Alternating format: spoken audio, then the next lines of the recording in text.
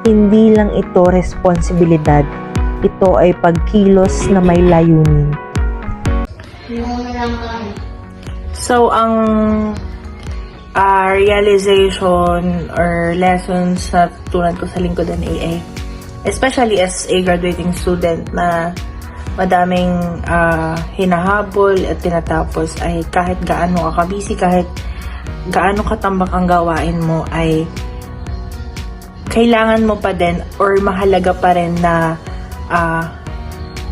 gumawa or ibalik mo sa komunidad yung mga mabubuting gawain or service, kasi ang komunidad ay isang malaking parte na ng bawat isa sa atin.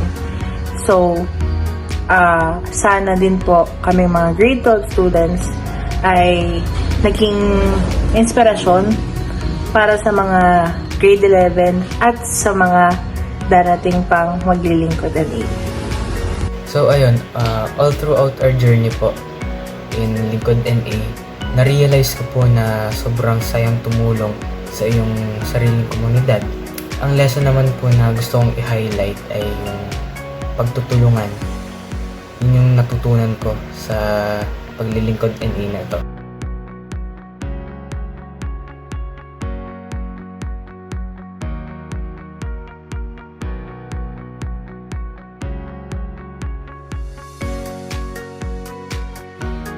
As a grade 12 student with 1 taon na naglilingkod NA, is madami akong natutunan, especially yung paglilinis ng tabing dagat at mapanatiling malinis sa simbahan.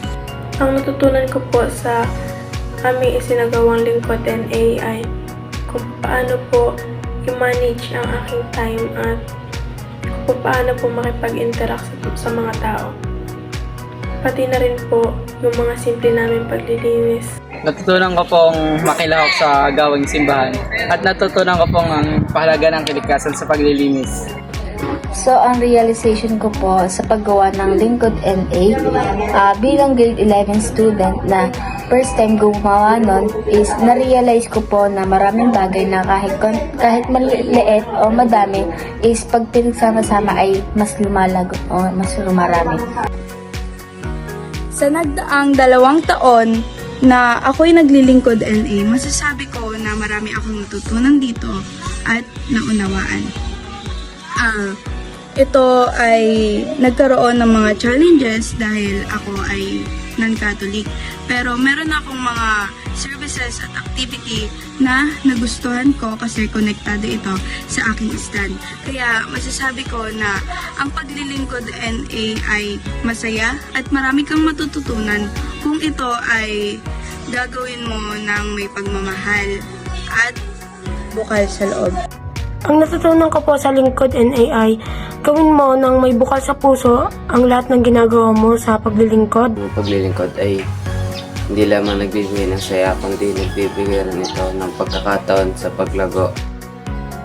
Ang realization ko bilang isang bago maglilingkod, akala ko kailangan lagi maglinis at tumulong sa mga bata. Sa aming paglalakbay bilang isang manlilingkod, natutunan ko na ang tunay na serbisyo ay hindi lamang nasusukat kung ilan ang nagawa, kundi sa puso at atensyon na inilaan namin dito. Natutunan ko na kahit sa simpleng bagay, basta ginagawa mo ng may malasakit ay mahalaga. Pagtutulungan at pagiging responsable ay mahalaga para sa iba. Natutunan ko rin na maging mas maunawain at mas matyaga. At sa dulo ng alon, iniiwan natin ng habilin, mga aral, alaala at diwang mananatili.